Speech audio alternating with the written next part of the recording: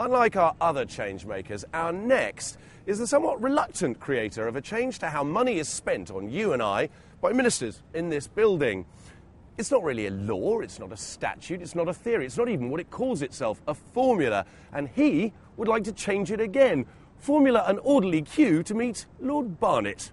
It's not complex. What's complex is the fact of the way it's implemented and its consequences for the budgets of those devolved areas of the country. Next year's expenditure, if you cut it by 10% in England, then it should be cut in Scotland and Wales by the same proportion, but as to 10% for Scotland, 5% for Wales and 5% for Northern Ireland.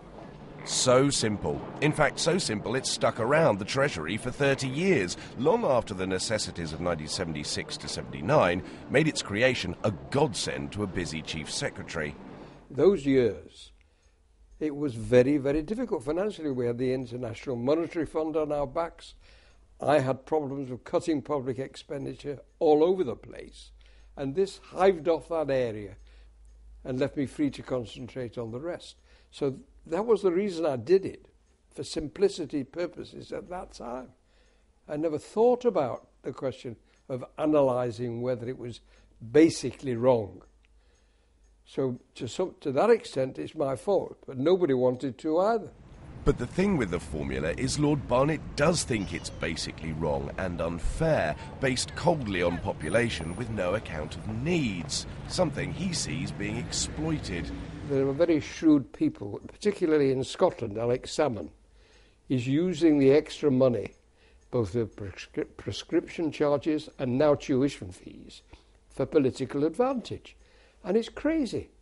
And I think more and more people will recognise it, and I will certainly make sure they recognise it. Is the Barnett formula a thorn in Lord Barnett's side these days? Well, in one sense it is, in the sense that it's so unfair and my name is attached to it. On the other hand, people tell me, like I was told by Maurice Sachi, that I should be very proud. Some people don't have these kind of things. They have houses, streets. You've got a formula. I should be very proud of it. Well, I'm not proud of having my name attached to something that's so unfair now. But in a way, I'm pleased to be reminded that I had 5 years as Chief Secretary to the Treasury.